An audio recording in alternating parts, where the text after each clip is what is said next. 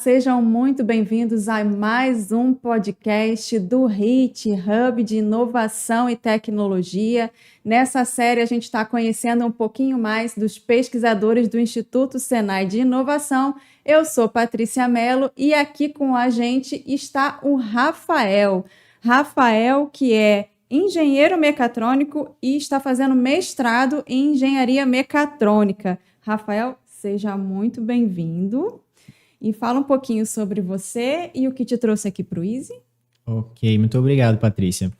Bem, o que me trouxe no Easy, né, foi justamente uma atração por energias renováveis, né, que eu tive contato ao longo da minha graduação, conheci e me interessei, e juntamente com a parte de pesquisa e desenvolvimento, que já é um interesse meu também desde antes, eu já gosto dessa parte de pesquisa, de estar desenvolvendo, então eu acho que casou perfeitamente, né? Porque é justamente que é feito aqui as duas coisas, pesquisa e desenvolvimento e energias renováveis. Então, deu muito certo para mim. Bem, vamos começar bem do começo, porque você tem uma área de um pouco diferente, né? Que as pessoas não conhecem muito bem. O que faz um engenheiro mecatrônico? Claro, ok. Vamos lá. É um curso que é relativamente novo, né? Poucas pessoas conhecem ou sequer entendem, né, o que é realizado dentro desse curso. E muitas vezes ele é confundido, assim, a pessoa tem uma impressão de que só se trata de robótica. Mas não é somente isso, envolve muito mais coisa, porque o curso, na verdade, ele é uma interseção de três engenharias: engenharia elétrica, engenharia mecânica e a de computação. Então, você imagina que muita coisa que é desenvolvida nesses outros cursos de engenharia são desenvolvidas na mecatrônica, e muitas vezes com mais aprofundamento até. Então, são diversas áreas de atuação, desde coisas menores como microeletrônica, sistemas embarcados, até, por exemplo, máquinas de grande escala ali em setores industriais e automóveis, por exemplo. Então, é uma abrangência, assim, realmente de coisas que são possíveis dentro da mecatrônica. Ah, bem interessante. Lembrando que sempre depois do podcast a gente tem um webinar. O webinar de Rafael é no dia 15 de dezembro, às 15 horas, e o tema que ele escolheu é de análise de viabilidade técnica, econômica e ambiental aplicada a energias renováveis. Então vamos entrar um pouquinho nesse tema, né? Qual é a relevância dessa parte da análise da viabilidade que você faz, né, nos seus projetos? Ok, vamos lá. Entre os vários projetos, né, que são desenvolvidos aqui, um deles é justamente um estudo locacional, realizando essa análise, né, de dados, tanto da parte econômica, tanto da parte socioambiental e técnica, para, por exemplo, um dos estudos é para a localização de áreas com o melhor potencial para a instalação de uma indústria de combustíveis sustentáveis.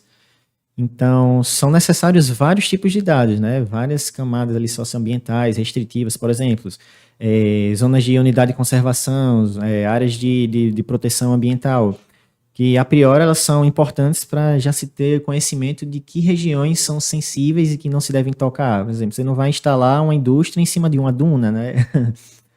E várias outras camadas de dados, como, por exemplo, na indústria de hidrogênio verde, que é o que está sendo muito comentado ultimamente. Existem várias políticas, né, tentando dar mais ênfase nesse tema. Para a indústria do hidrogênio verde é muito fundamental a presença de água, disponibilidade hídrica. Então, dados pluviométricos e dados de disponibilidade hídrica são muitíssimo importantes. Eles entram nessa análise de dados como uma das camadas necessárias, né, que vão, no fundo, dar uma nota de que lugar, por exemplo, tem uma nota melhor ou uma nota pior de disponibilidade desse recurso para ser instalado essa indústria. Então, o estudo que você faz analisa inúmeras variáveis para que possam entender qual é o local ideal naquela região para implementar algum projeto de energias renováveis, né? Seja no caso o hidrogênio verde, você falou do SAF, né? Isso, exato. Isso pode ser aplicado a qualquer tipo de projeto. Exato. Então, vários projetos, eles necessitam de análises multicriteriais e de vários tipos de dados. Então, são diversas áreas, né, que esse tipo de projeto, esse tipo de atuação, né, ela pode... Existe algum dado que seja sempre mais sensível, um não definitivo para qualquer projeto? Pronto, então, isso daí depende muito do projeto e geralmente no início do projeto é necessário uma equipe multidisciplinar justamente para serem definidos essas relações, de que tipos de dados são essenciais, são mais importantes, né, para que seja realizado ali o resultado final. E aí exige toda uma equipe por trás para te alimentar com dados reais, o mais reais possíveis, né, para que você possa fazer uma simulação mais... Sim, com certeza. Toda a equipe, né, para conseguir trazer dados mais fidedignos, mais atualizados possível, para justamente a simulação ela já conseguir um resultado o mais próximo possível do real. Porque é sempre muito importante não se gastar muito recurso humano nem recurso computacional com a simulação que não vai ter um resultado lá muito satisfatório. Então, o ideal é justamente ter uma equipe já muito bem preparada para conseguir trazer discussões e conseguir trazer também os dados necessários para a simulação ser o melhor possível. Já aconteceu de uma simulação e o caso real não baterem? Ah, já, com certeza. Muitas vezes, assim, inicialmente, né, as simulações iniciais, elas divagam muito, né, do que é mostrado no real. Então, faz parte. Não chega a ser tentativa e erro, né? Mas Isso, exato. até acertar um modelo correto, faz parte errar um pouquinho. Exato. Existe muita parte da otimização, né, de parâmetros para você conseguir uma melhor simulação, mas como eu comentei, né, inicialmente é difícil você já ter um resultado que seja muito próximo do real, mas isso faz parte, são etapas da simulação, né? E nessa análise que você faz, quais são os desafios, os maiores desafios que você encontra? Então, inicialmente era justamente entender como funcionam esses dados, porque tinha dados que eu ainda não tinha trabalhado, por exemplo, ali os dados de análise pluviométrica, dados de geração de potencial de geração de energia através de uma usina fotovoltaica, que se chama GHE, o potencial de radiação global solar.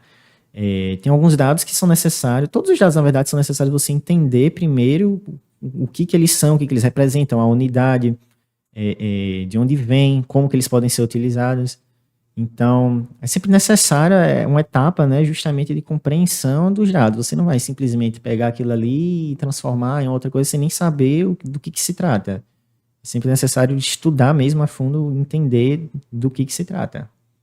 E os avanços tecnológicos que tem tido nos equipamentos, eles têm influenciado na precisão dos dados? Tem alterado, às vezes, assim, um projeto que passou, se eu tivesse esse equipamento aqui, talvez esse resultado seria diferente? Ele tem impactado de alguma forma? Sim, com certeza. Nos últimos anos, esses avanços tecnológicos nos sensores e nos equipamentos de coleta de dados, eles vêm sendo cada vez mais aprimorados, né? Então, eles com certeza fazem muita diferença, né? Em questão de precisão, em questão de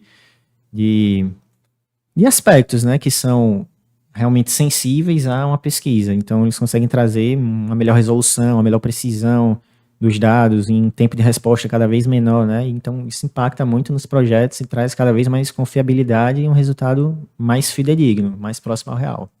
Bem, essa parte de análise de dados move o mundo hoje, né? Tudo que a gente pensa, análise de mercado, tudo é baseado em dados, né? Exato. Indústria 4.0, que a gente Isso. costuma falar. Então, vamos voltar um pouquinho para a sua área, que é a área de mecatrônica. Quais as oportunidades que você vê de pessoas com a sua formação dentro da área de indústria de energias renováveis? Bom, então uma das áreas é justamente essa que você comentou. A indústria 4.0, ela com certeza é muito presente e vai estar cada vez mais dentro da área das renováveis, né? Porque toda a parte de sensoriamento e monitoramento e análise de dados em tempo real, né? De máquinas, por exemplo, dos aerogeradores, de uma usina fotovoltaica, são necessários sempre você estar monitorando ali parâmetros de velocidade do vento, de vibração da torre, de temperatura dentro da caixa de de engrenagens lá da torre eólica. Então, existem várias áreas dentro das renováveis que são necessárias ser feito um monitoramento e que a indústria 4.0 entra com força, né, nessa questão de monitoramento e previsão, muitas vezes, de falhas também. Eu já ia entrar nesse assunto. Existe é possível fazer uma projeção de possíveis falhas, porque, por exemplo, quando a gente fala, né, a gente vislumbra o futuro de uma eólica offshore, que às vezes o deslocamento até o local não seja uma coisa tão ágil, essa previsibilidade seria fundamental, né? Claro, com certeza. Pronto, entra na questão de previsão em logística, muitas vezes, ou então, como eu estava comentando, a previsão de falhas mesmo. Você tem um equipamento ali monitorando e dando uma previsão de uma falha antes de que ela ocorra é crucial, né? Nas diversas áreas, né? De qualquer tipo de indústria, principalmente nas renováveis, porque como são equipamentos muito custosas, então é muito importante você ter um plano de manutenção, preferencialmente uma manutenção que não seja corretiva, ou seja, que não seja somente para corrigir quando a falha já tenha ocorrido, mas que seja preditiva. Então, para você corrigir ou ajustar, né, os equipamentos antes da falha ela ter de fato acontecido. E levando em consideração que nós tivemos muitos meteorologistas nessa mesa aqui no último mês, essa questão das mudanças climáticas e essa análise de dados, por exemplo, análise de um possível evento climático extremo, poderia impactar de uma forma a preservar um equipamento?